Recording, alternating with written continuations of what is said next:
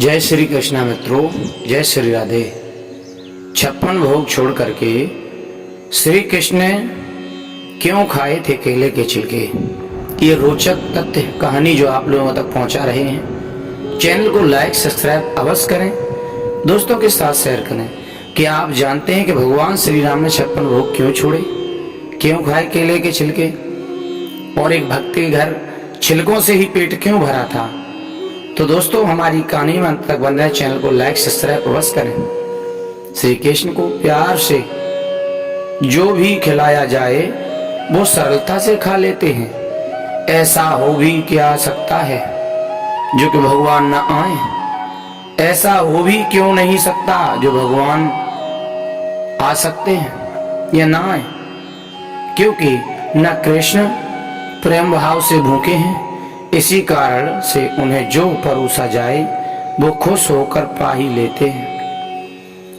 कई ऐसे तथ्य हैं जिसे सुनकर के आप गदगद हो जाएंगे। जब श्री कृष्ण ने प्रेम भाव में डूबकर अपने भक्तों का मान रखा है तो भक्त का भी दिल गदगद हो जाता है और उनके सम्मान के खातिर कुछ ऐसा कर दिखाया है जो समस्त संसार के लिए एक उदाहरण, एक समूह बन गया है। दोस्तों, हमारे इस कहानी में आप लोग एक ऐसा तथ्य सुनेंगे जिसे सुनकर के आप अचंभे में पड़ जाएंगे। भगवान श्री कृष्ण की वो स्टोरी है, जानकारी के आधार पर जो आप सुनेंगे तो कुछ ऐसी कथा है जिसके बारे में बताने जा रहे हैं। श्री कृष्ण ने अपने भक्त के साथ मात्र केले ही नहीं बल्कि और भी बहुत कुछ किया था। यह कथा विदुर और विदुरानी की। विदुर जी और उनकी पत्नी विदुरानी परम कृष्ण भक्त थे। एक दिन श्री कृष्ण की मृत्यु का रहस्य सुना।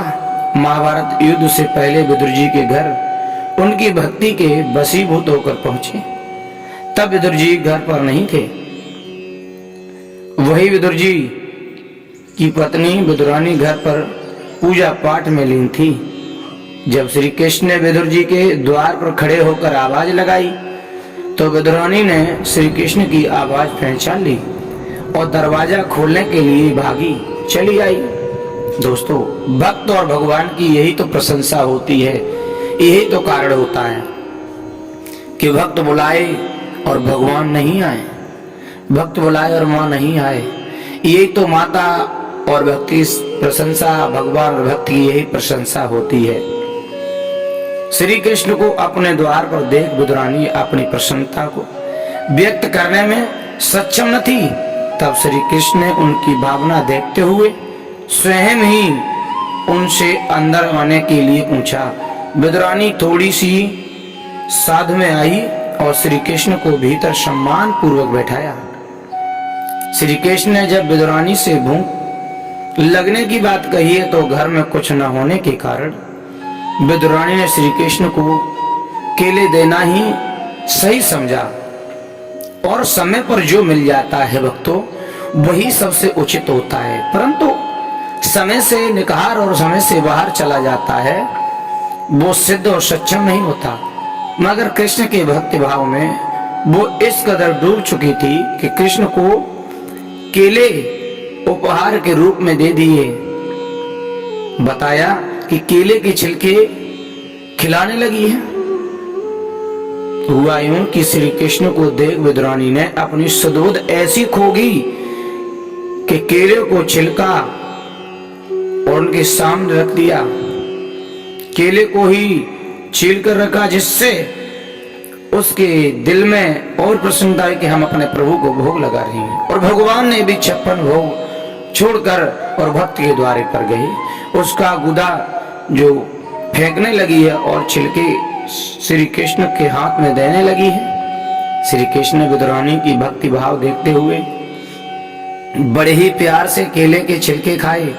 हालांकि जब विदुर जी आए तो उन्होंने विदुरानी को इस भूल के लिए डांटा, लेकिन श्री कृष्ण ने विदुर जी को समझाया कि उन्हें इस प्रेम से कराए हुए भाव को, भोजन को जो खिलाता है वो भोजन को वो बड़े आनंद से प्राप्त कर लेते हैं, उसे पान कर लेते हैं। और ऐसा सुख तो किसी 56 भोग में भी नहीं मिलता था। श्री कृष्ण ने ये कहा तो विदुर बड़ा गदगद हुए हैं और निवेदन करने लगे, क्षमा करना प्रभु। तो ये थी श्री कृष्ण के केले के छिलके खाने के पीछे का मनोरंजन रहस्य। दोस्तों, अगर आपको ये कहानी अच्छी लगी हो तो दोस्तों के साथ शेयर और कमेंट, लाइक, सब्सक्राइब अवश्य करें, क्योंकि जहां भक्त होते हैं वहीं भगवान होते हैं। और जब भक्त भगवान को आवागमन स्थान देते हैं, बुलाते हैं, तो भगवान अवश्य आते हैं। तो कैसी लगी दोस्तों ये कहानी, तो कमेंट में जरूर बताएं। और